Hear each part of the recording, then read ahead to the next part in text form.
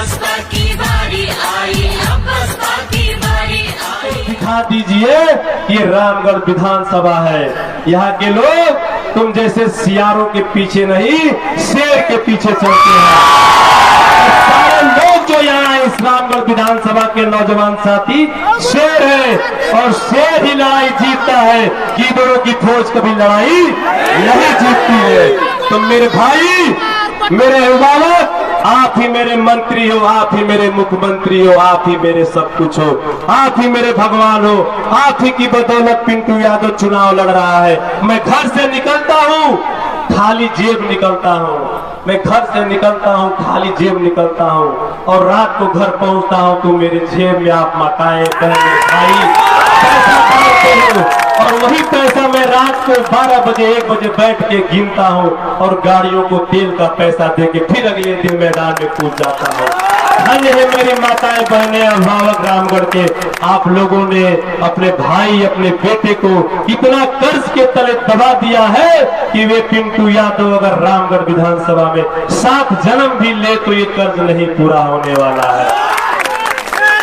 मैं वादा करता हूँ, मैं विश्वास दिलाता हूँ, इतना जरूर कहता हूँ कि अगर आपकी बदौलत पिंटू यादव को अगर मौका मिला तो इस शरीर के खून का एक एक कतरा आप सबके लिए कुर्बान रहेगा। पिंटू यादव का पहले भी आपके लिए जिया है, आगे भी आपके लिए जिएगा, मरेगा। इन चंद बातों के साथ आप सब माताओं, बहनों, अभिभावकों, बड़े बुजुर्गों का, आपके बेटे, आपके भाई का चरण छू के प्रणाम करते हुए, सलाम करते हुए विदा लेता है। अपने अपने बूथ पर लग जाइए, पूरी ताकत के साथ, पूरी मुस्तैदी के साथ। इस बार पटना और दिल्ली को भी दिखा दीजिए कि रामगढ़ इतिहास बनाना चाहता है। और बहुत ही आशा और उम्मीद से आपके बेटे को बहन जी ने उम्मीदवार बनाया है, बहुत ही उम्मीद और आशा से। और इस बार बहन जी की उम्मीद को पानी नहीं फेरने देना है। के द्वारा जो जन आंदोलन की जरूरत पड़ी, उसका सबसे बड़ा कारण है जो अभी नाथीराम जी ने भी कहा था, और सब लोगों ने कहा था, आप चाहते तो तख्त बदल सकते थे, आप चाहते तो ताज बदल सकते थे, आप चाहते तो उत्तराखंड की सरजमी पर आपकी सरकार होती और बहुजन समाज पार्टी की सरकार होती। अगर दलित मुस्लिम बैकवर्ड समाज के लोग अगर एक जगह कर वोट डाल देते तो आज जन आंदोलन करने की तुम्हें जरूरत नहीं पड़ती। ये डॉक्टर भीमराव अम्बेडकर जी का संविधान है। मैं कहना चाहूंगा दलित और मुस्लिम समाज के लोगों से, डॉक्टर भीमराव अम्बेडकर जी देश के वो महापुरुष हैं जो दलित, मुस्लिम, बैकवर्ड समाज, हर समाज के लोगों को अगर जीने का अधिकार दिया है, अगर अच्छा कपड़ा पहनने का अधिकार दिया, अगर रहने का अधिकार दिया, तो डॉक्टर भीमराव अम्बेडकर जी ने दिया।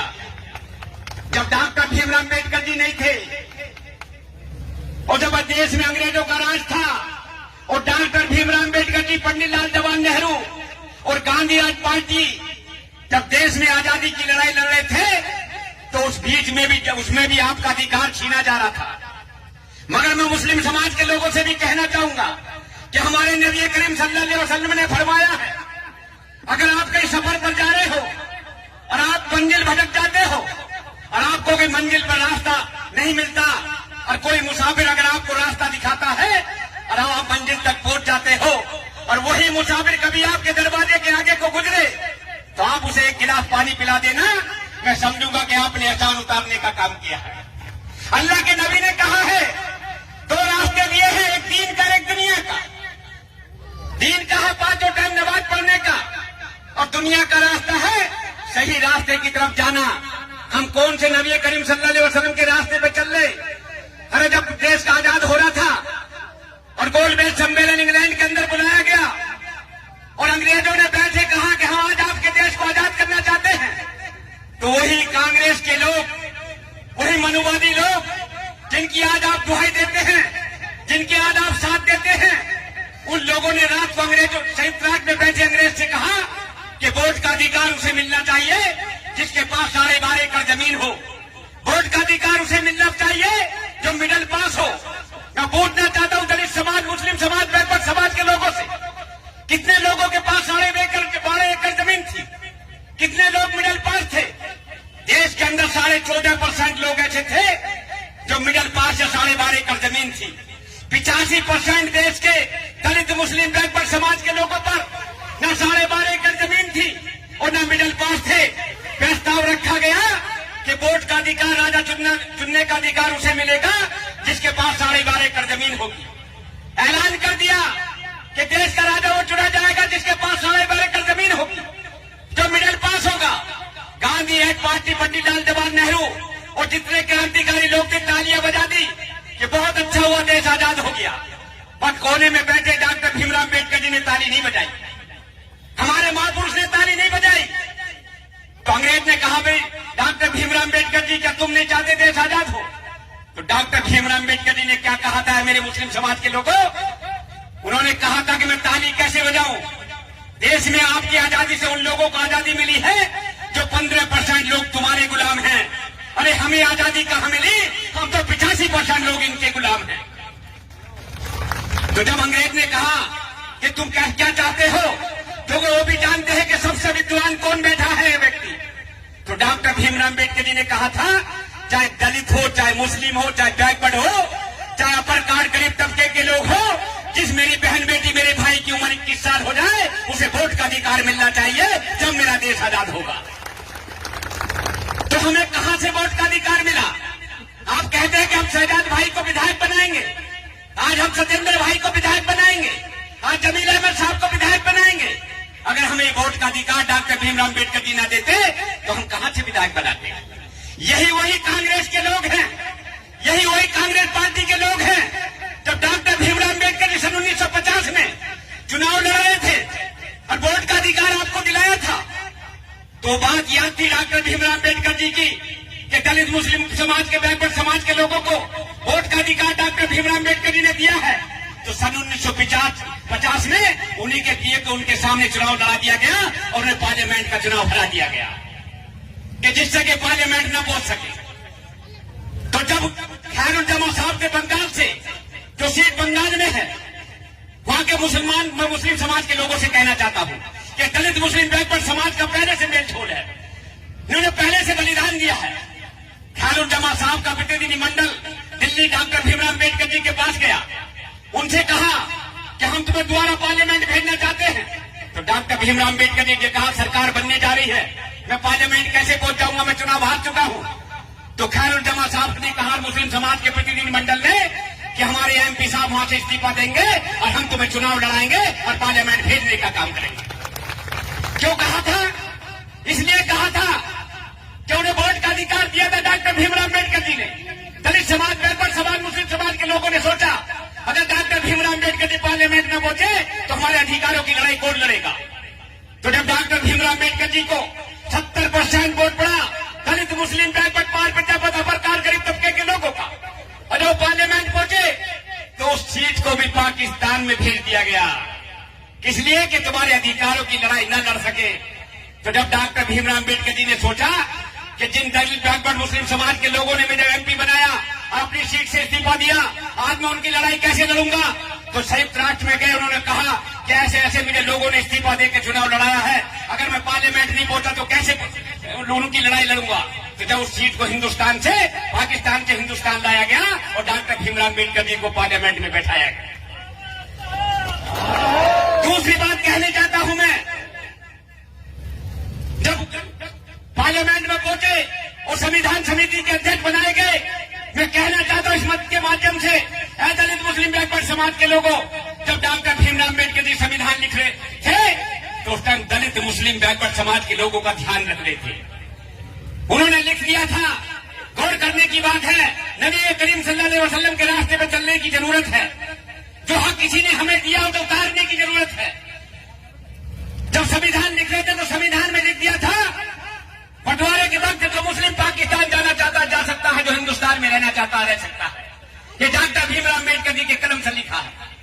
मैं कहना चाहता हूं इस मंच के माध्यम से, आज जो हमें गौशाला के मामले में आपने देखा, क्या शहजाद विधायक जी बहुजन समाज पार्टी से है, बहुजन समाज पार्टी के चेयरमैन हैं, इनके जिलों को आप लोगों ने मोहब्बत दी, तो आज इन्होंने इस सरजमीन पर देखा कि डॉक्टर भीमराव अम्बेडकर जी के पार्क को कम किया जा रहा है, तो इसलिए लड़ाई लड़ने आए क्योंकि आपने शहजाद जी को विधायक बनाया और बहुजन समाज पार्टी का चेयरमैन बनाया।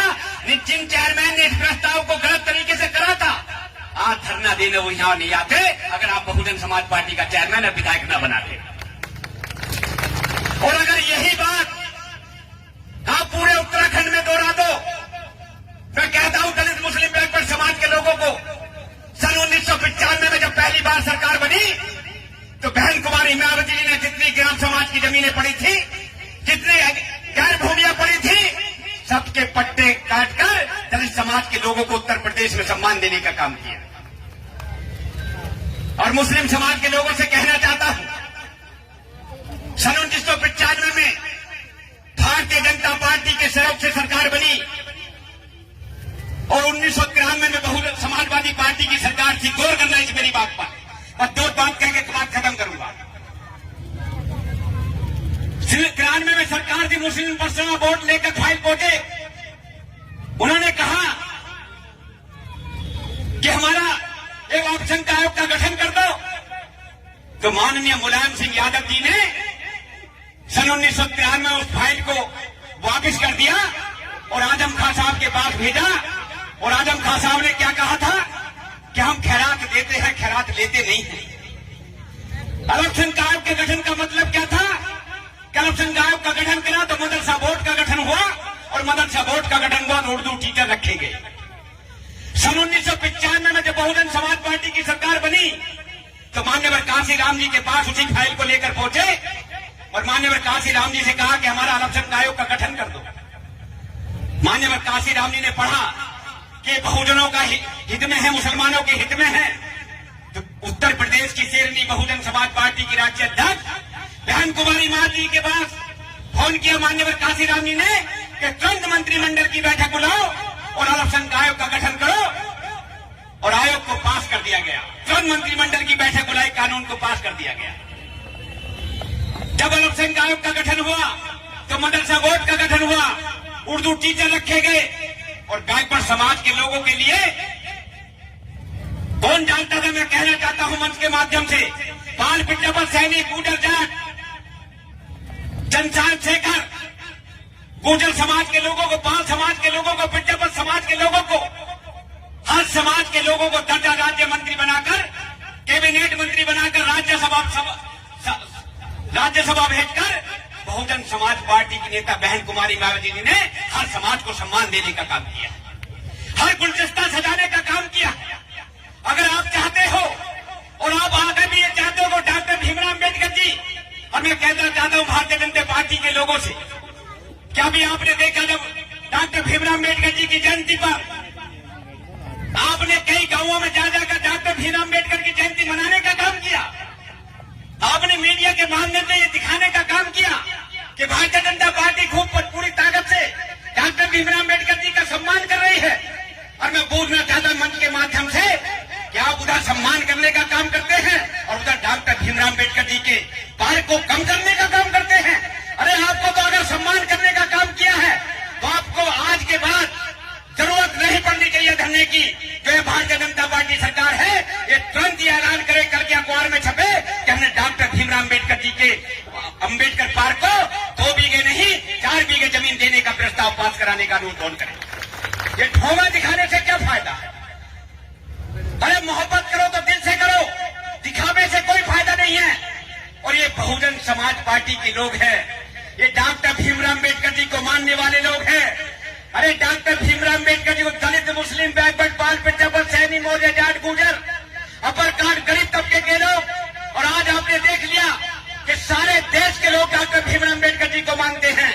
और मैं विधायक जी से कहना चाहता हूं, अरे विधायक जी आपसे लोग इतनी मोहब्बत करते हैं और बहुजन समाज पार्टी से मोहब्बत करते हैं, और डॉक्टर भीमराव अम्बेडकर जी के लिए अपनी जान न्यौछावर कर देंगे, मगर 1 इंच भी जमीन है देखने का काम नहीं करेंगे लोग। और हम कहते हैं, जो अभी विधायक जी ने कहा था बात सही है, पूरी बहुजन समाज पार्टी और पूरी बहुजन समाज पार्टी के कार्यकर्ता आप लोगों के साथ खड़े मिलेंगे। और मैं ये बात कहने आपसे इसलिए आया हूं कि देखिए, अगर आप चाहोगे तो आपको आंदोलन करने की जरूरत नहीं पड़ेगी। आने वाले सन 2027 में, अरे आप इसका अध्यक्ष हैं, अगर दलित, मुस्लिम, बैकवर्ड, पाल, पिट्टापा और अपर कास्ट, गरीब के लोग अगर एक साथ आप खड़े हो जाए तो उत्तराखंड उत्तराखंड के अंदर आपकी बहुजन समाज पार्टी की सरकार बनेगी और आपको कोई रोक नहीं पाएगा। मगर उस टाइम आप भटक जाते हैं, उस टाइम आप कांग्रेस वालों की बातों में आ जाते हैं, उस टाइम आप किसी तरीके की बातों में आ जाते हैं। हमने कभी हिसाब लगाने का काम नहीं किया। मैं कहना चाहता हूं अपने मुस्लिम समाज के लोगों से, जब इलेक्शन होता है तो हम हिसाब लगाते वोट का। हम जब हिसाब लगाते, जब गिनती होती है तो आप कहते यार अगर ऐसा कर लेते तो जमील अहमद साहब जीत जाते, यार अगर ऐसे डाल देते तो यार बहुजन समाज पार्टी का ही जीत जाता। ये तो भारतीय जनता पार्टी जीत गई। भारतीय जनता पार्टी को जिताने में अगर हम साथ दे रहे हैं तो सबसे ज्यादा बैकवर्ड समाज मुस्लिम समाज के लोगों और दलित समाज के लोगों, अगर आप चाहेंगे तो आप तख्त बदल देंगे, ताज बदल देंगे, उत्तराखंड की सरकार बदल देंगे सन 2027 के अंदर।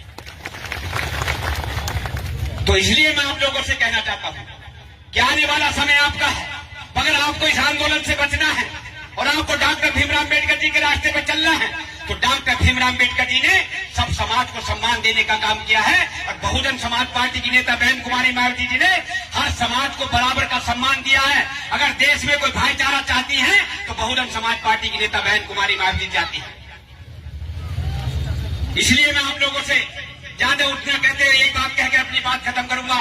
आने वाले वक्त में आप लोगों को एक साथ मिलकर, और मैं अपनी जो हमारी बहन बेटियां बैठी हैं, जो हमारी माताएं बहनें हैं, इनका मैं धन्यवाद करता हूं। और जो दूर दराज से लोग आए हैं मैं इनसे भी आप धन्यवाद देता हूं कि जैसे डॉक्टर भीमराव अम्बेडकर जी से आप मोहब्बत करते हैं, इस जन सैलाब को अपने दिल में बनाए रखना। एक दिन ऐसी आंधी आएगी कि डॉक्टर भीमराव अम्बेडकर जी के जो आप जितने भी अनुयायी हो, आपकी सरकार बनेगी उत्तराखंड के अंदर और आपका परचम लहराने का काम होगा। सभी को जय भीम, सभी को नमस्कार, खुदा हाफिज। साथियों।